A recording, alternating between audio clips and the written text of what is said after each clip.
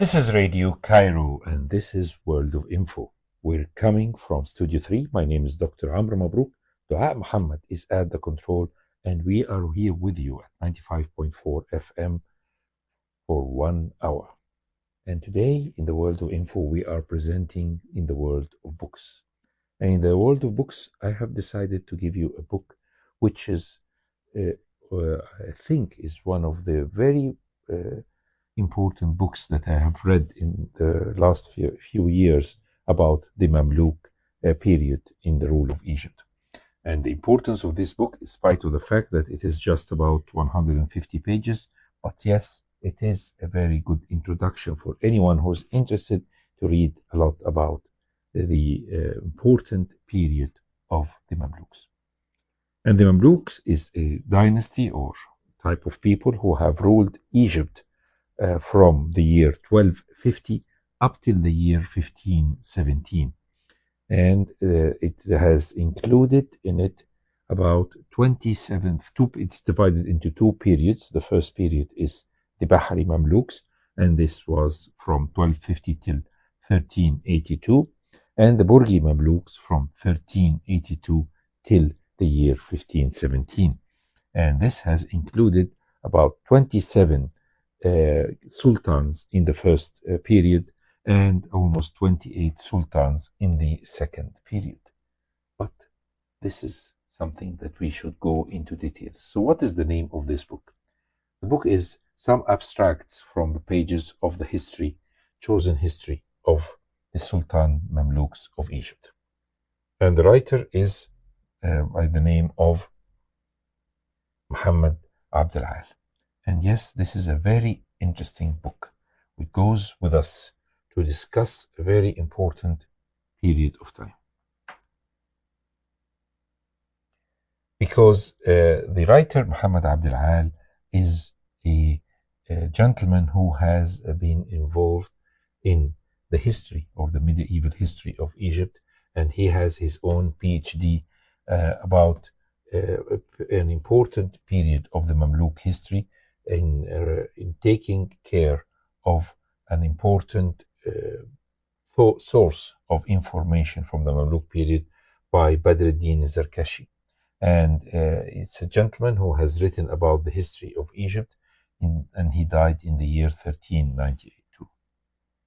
Why he was so interested in this period? Because he says that this is a very interesting, important time for Egypt, where Egypt has seen the rise of the status of Egypt from a country to a sultanate and an empire that has reached its territory up till the what is now the Turkish borders with Syria, and at the same time its control of the Hejaz as well, and its important role as a great defender of the Islamic faith against the invaders, whether these were the Crusaders or the Mongols.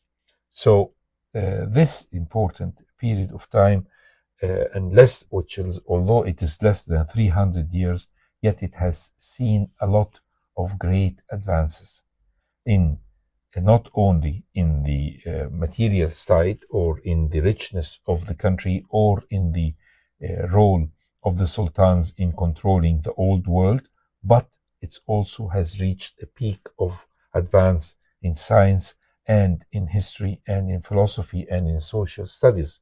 And even we have to know that, for example, Ibn Nafis, one of the most important physicians of the medieval period, lived and worked in Egypt, and he's written his very important book and included this as a sort of a gift to the important hospital that was built by Sultan Qalawun.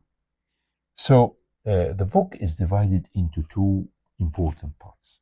The first part, how did we get, is to answer an important question. How did we get all this information about the Mamluks in full details, and how Egypt of today was able to know in full details the history of this important period? And the answer for that was the number of books that have reached us through this important period of time. And we definitely have to deal with this and to talk about it in more details. So stay tuned with us to Radio Cairo. So you're still listening to the world of info and the world of books and talking about a book about Mamluks by Dr. Muhammad Abdul. The most important thing about this book is that he has given us the information, as I said before, how all this information reached and all this history reached us in full details. First of all, it is up to the Mamluks who were able to design a special type of administration of the government where they had their own clerks who are working on hourly basis and on daily basis 24/7 to write the details of the government of Egypt. And these writers have become, by time, or these clerks have become very much exposed to the sort of administration and gained a lot of experience in analyzing different situations as great helpers for the sultans and the administration. And these writers, by the way of their writing and by the way of their exposure, were able to start their own task of writing and analyzing and writing books about this period of Egypt. They have written different sources and they have started the way of the different modes of transfer of information. A gentleman or Orientalist gentleman by the name of Brockelman said or claimed that the Mamluks of Egypt have seen a decline in science and in education and in culture, although he spent all his life studying the Mamluk period and came up with this conclusion, which is extremely biased, because on more analytical way of the books that reached us from this period, we can find that there are two types of books. The first books, or the first type of books, which were in the first period of the Mamluks, they were characterized by being like an encyclopedic books. These writers have decided to write and to copy even a lot of things that they have reached them from different perspectives of sciences, including, for example, astronomy, geography, history, and culture, and even medicine. So by writing this, or by copying these books and writing them in their analytical way of thinking, they were able to transfer to us information from older ages and times. And this is exactly the same thing that we have discovered in the 19th century after the deciphering of the hieroglyphics, that this is how the scribes or the writers of ancient Egypt used to write in their different papyrus, the language, in the Egyptian language or the hieroglyphics, or using, of course, the hieratic and the demotic hieratic writings to copy different sources of information. And that's why we have received a lot of chronological information of ancient Egypt after the deciphering. So by the same motto, the writers and the laureates of at that time have written to us these books that reached us. And perhaps some of these books are really have deserved to be mentioned. We will speak later in the second part of the program about the progress of the history of the Mamluks. But let's talk about the books that reached us. The encyclopedic works of El-Wutwat, a man or a gentleman who was originally one of the important clerks working in the period of the Sultan Qalawun, has written a very important piece of information.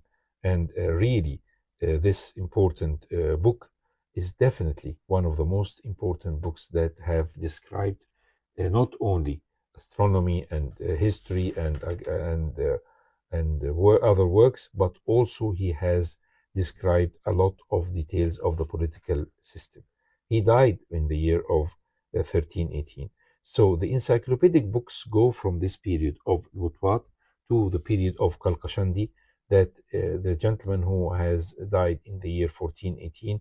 So for almost 120 or 130 years, we see a great advance in writing encyclopedic works. And these encyclopedic works was definitely of great benefit, not just to the contemporary living of them, and for the students than them, but also for us as students of this important period of time, and really analyzing the history of the Mamluk period. We also mentioned the work of Ibn al-Nafis, who has dedicated his great book in medicine to the Qalawun hospital, a hospital that has been working since the year 1282 up till now. So when we talk about these different books, like for example the work of Al-Watwad, the work of Al-Nuwairi, and the work of Al-Amri, all these were like encyclopedics, and the last and the most important of them was Al-Khalqashandi in the late 14th century, and he died in 1418. So this work of different books have given us information about this period. Now let's go further. We leave the encyclopedic works of these gentlemen, Al-Amri, Khalqashandi, and Al-Watwat, and Al-Nuwairi, and we go to people who are really of great stamina in history and social sciences. And this is, of course, Ibn Khaldun. Ibn Khaldun, who came to Egypt in 1382 and lived until 1406, until he died, and he was buried near the gates of Cairo, has given us economic and history and political history of Egypt during this period. He was a great scientist in the field of sociology and the field of philosophy, and a lot of his contemporary students and the students who learned from his books have went and built on top of it.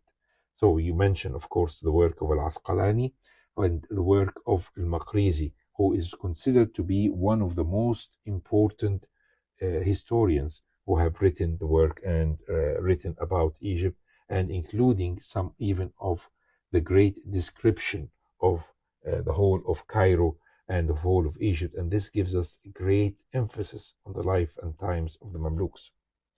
We also have to mention the work of Ibn Taghri Bardi, who died in 1469, the work of Al-Sarafi, the work of Al-Sukhawi, and the Sayuti, who died in 1505, and all these people have described in details the history and the times and the economic condition and the situations of Egypt during this period.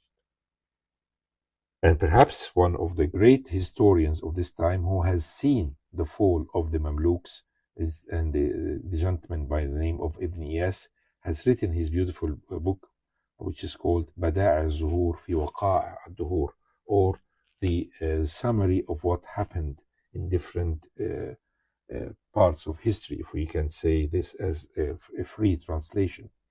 And he has described a lot of things until his death in 1524. And the last but not least was Ibn Zambal al-Rammal, the great historian who has given us the glimpse of the fall and the decline of the Mamluk dynasty, as he died in 1572. So he described for us a lot of historical facts and information.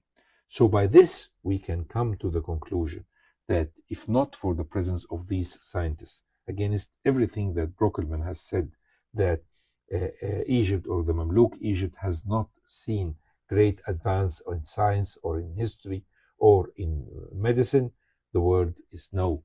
All these names have written and have advanced and had their own students and had their own teachers who taught them, and they taught the other teachers, and went on for almost 300 years of continuous scientific progress in all the fields, not just history, sociology, or astronomy, but also through medicine and chemistry. And of course, this work is very important to emphasize that if not for the stability and the economic stability that was made possible, and the political stability that was made possible by the Mamluks, Egypt would have not seen this great advance in the history of science and education. So now we know the sources. Let's go in the next part of the program to talk about the Mamluks of Egypt. Stay tuned to us in Radio. You're still listening to the World of Info. And as I have just told you before, when we talk about how the information reached us and how the wealth of information that reached us about this period and how the historians of the modern day of today have analyzed these books and clarified all the masked data, now we can talk about the history of the Mamluks. The Mamluks is one of the strangest system of any government or any governing people, because definitely always we have seen how people have been enslaved, and enslavement always entitles people to be treated very harshly and always being suffering from a lot of mean methods of survival and living in very bad conditions. But the only system in the world where people or young children are bought as slaves, then they are well bred, taken care of, educated, and given education in religion and in history and in culture and very refined military training and techniques.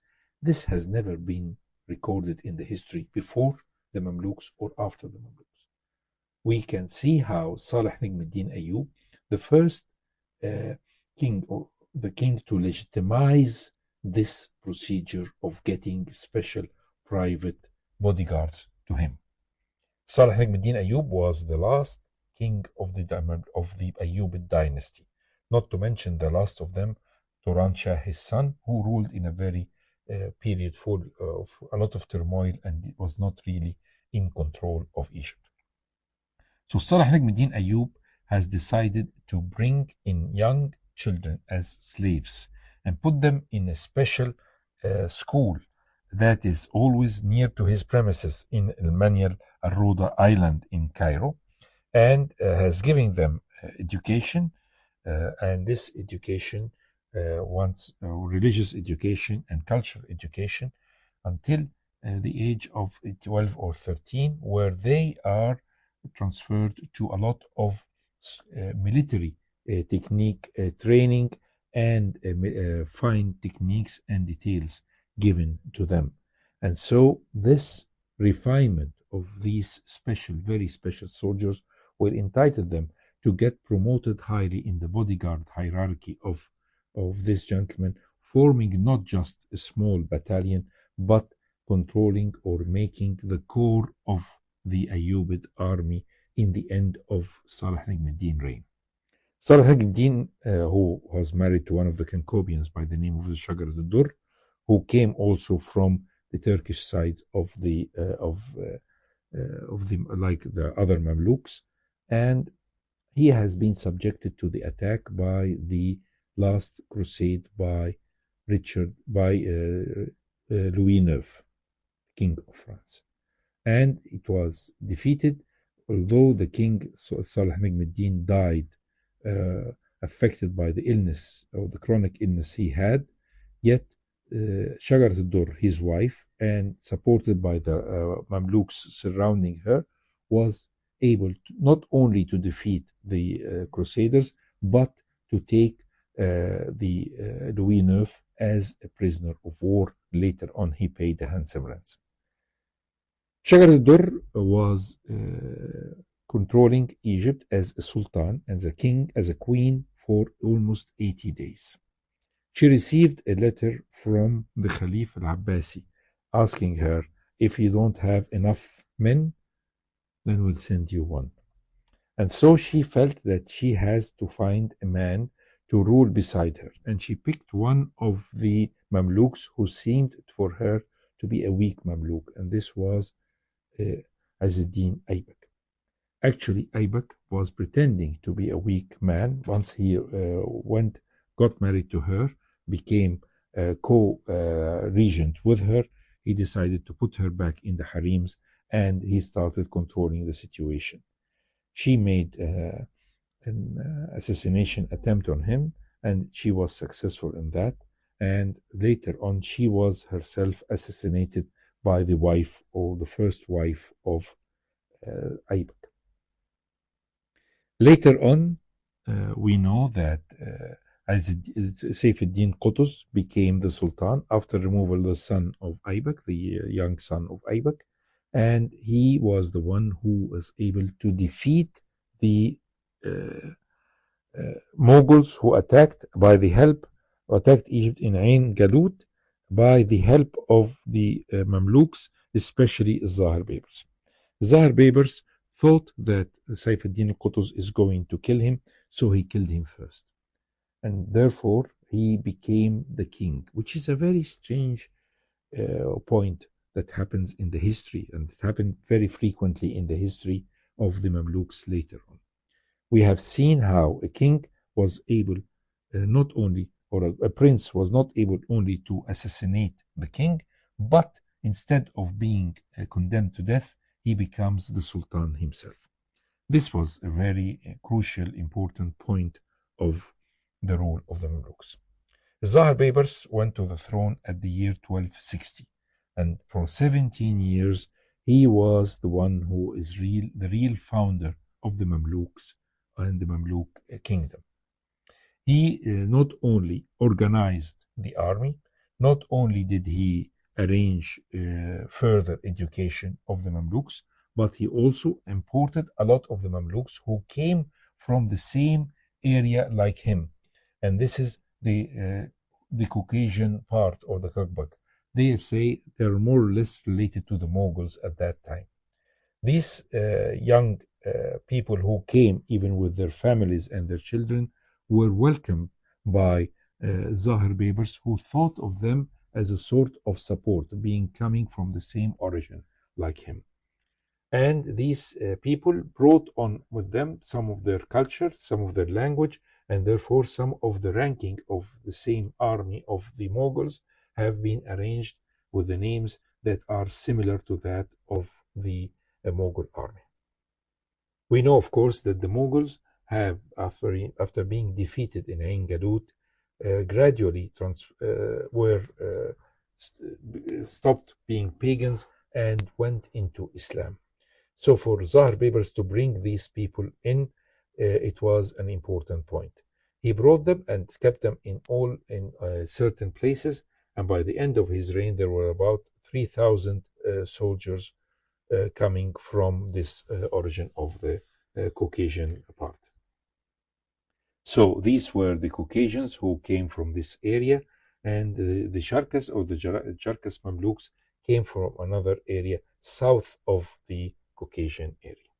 So when we're talking about this Asia Minor as a source of Mamluks and a source of the language and a source of the ranks and a source of the arrangement of the army in the same way like the army of the Mughals was used.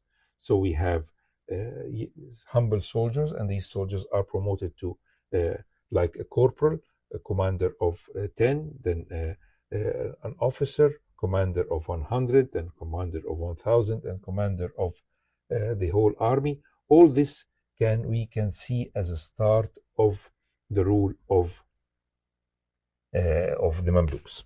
Zahir Babers was a great man. He not only organized the army, he was able even to penetrate a lot of crusaders' enclaves and defeat them, and he was a great successful man in this. He decided that he is going to put his son in the throne after him, after being poisoned by an unintended poison for him. So Zahir Babers, after his death, they put his son Baraka Khan for a short period of time. Later on, and Zahir Babers wanted to for Baraka Khan to have protection. He let him marry the daughter of one of his important lieutenants, that is Qalawun. Qalawun, once Zahir Babers died and Baraka Khan was put on the throne, was simply dethroned his son-in-law and put his the other son of Zahir Babers, Salamish, for a very short period of time, and then Qalawun became the Sultan and a founder of a Bahri dynasty that lasted from 1282 till 1382. All the kings or the sultans that came through this period were either his sons or his grandsons or great-grandsons, or three of his own Mamluks who betrayed his son Nasir Muhammad. And these are Gatbugh al-Mansur and Lajin and Babers al-Shamshir. these three sultans were the Mamluks of Qalawun, who betrayed his son Nasir Muhammad because he was young. But when later on Nasir Muhammad came back to the throne in 1309 till 1341, he was one of the most important, bright period of the Sultanate of the Kingdom of the Mamluks. So as we go through history, we'll know that in this period of the 100 years of the Bahri Mamluks following the Zahir papers, these kings went on to the throne in spite of being related to Qalawun as his children. They went to the throne in a very young age, and therefore the custodians of the throne were the Mamluks of the elder family, and they were able to control these young sultans as marionettes. And they would always, if these children get a bit older, and always start to control the situation, like for example what happened with Nasir Muhammad, then at this point of time we find that these people suddenly will control and over regulate and even kill Sultan, like Sultan Hassan when he was killed, and even his body was not found, and being replaced by his son, who was a young child and put to the throne, but he stayed for some period of time until then they got rid of him. So this important period of the Bahri Mamluk has seen the rise of buildings, the rise of architecture, the height of the high standard of the kingdom as a whole, its outreach reaching to the Turkish borders, and unfortunately it has seen also the plague. The plague that came in 1348 has destroyed and killed 2/3 of the population, leading to weakness of this kingdom. And this has been taken off by chance by the Cypriots, who were the crusaders of that time in 1365, and they invaded Alexandria. So in this short period of time, until from the Shajarat al-Dur up till the last of the sultans that is Haji, we can find that there was about 27 sultans belonging to the Bahari dynasty. Then come the Cherkess. The Cherkess, as we said, were southwest of the Caucasian region, and these Cherkess came on as young men, not children as they used during the Bahari period. And these young people, when they came, they didn't have the strong bonds that the Bahri Mamluks had together. And therefore, we have seen in the period of the Cherkess the Cherkess Mamluks or the Circassian Mamluk, we can really find that these Burgi Mamluks had a high turnover of sultans, and always every sultan, if he puts his son for a short period of time, then his son is usually taken off by the prince. The first of them was Barquq in 1382, and this was the start of the Burgi Mamluk. And stay tuned to us. We'll talk more about the Burgi Mamluks after the break. You're still listening to the World of Info, and we are coming from Studio 3. My name is Dr. Amr MABROUK. Dua Muhammad is still at the control, and we are talking about the Mamluks. Now we have reached the year of 1382, when Barquq was able to get rid of the Bahari Mamluks. The last, after the Sultan Shaban died and presumably killed, and this Shaban was the son of Hassan ibn Muhammad ibn Qalawun. He ruled Egypt from 1363 till 1377, and after being killed, his widow was married to Barquq, and Barquq put Ala ad-Din, the son of Shaban, on the throne for a short period of time, and then he removed him, and he called himself as a sultan and custodian of the other Sultan Haji, the younger brother of Ala ad-Din, for a very short time, and then he dethroned Haji and he became the sultan.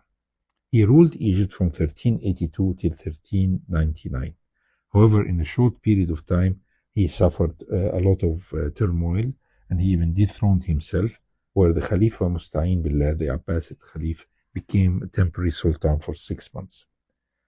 Later on, Barquq returned again to the power, and he started organizing Egypt after the plague and after the period of fights in between the Mamluks during the weak point of the Qalawun dynasty, when their children were put on the throne and the princes of the court fought together.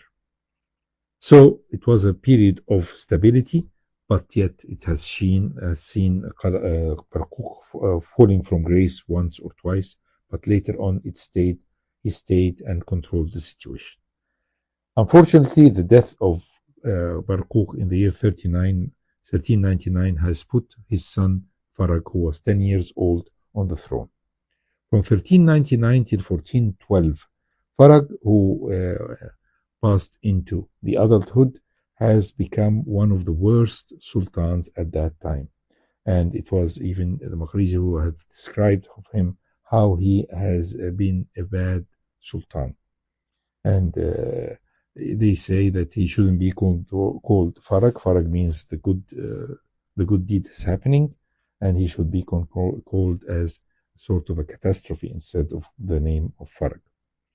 However, with the death of Farag in 1412 during an attack on Damascus, and he was doing their sort of putting the army to combat some of his opponents in Damascus, he was killed there.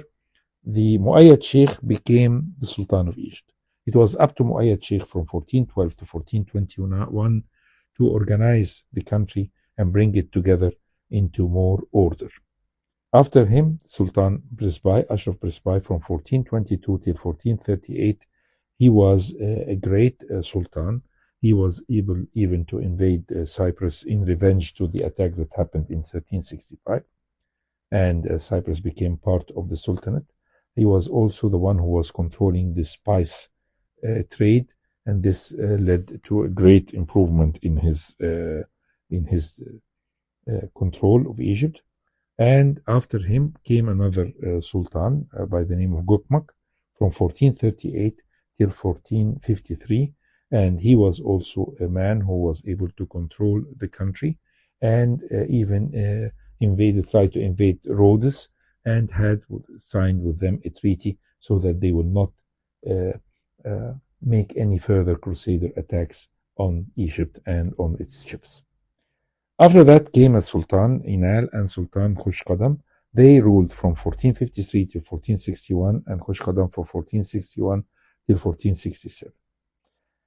The ruling went on with Qaitbay, who, in spite of ruling Egypt for a long period of time, for 1468 till 1496, yet this period has seen a gradual decline in the authority of Egypt, because at that period of time, the monopoly on the spices and on the trade coming from India is being decreased by the discovery of the route of Good Hope, and by time we find how Egypt has declined its income and therefore passed into a period of instability and lack of funding.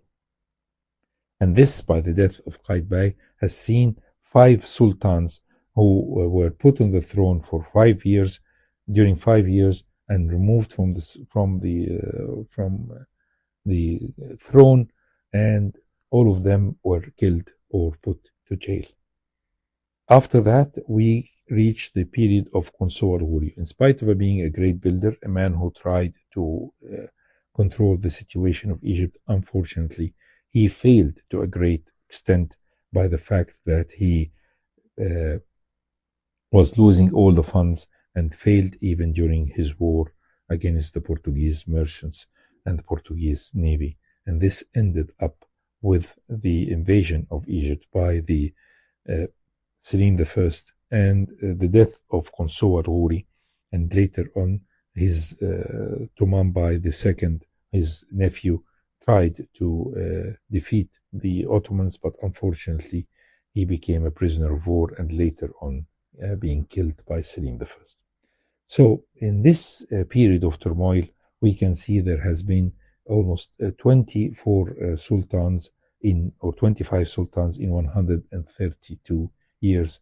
9 of them have got controlled for 132 years, and in 7 years there were about 5 of them.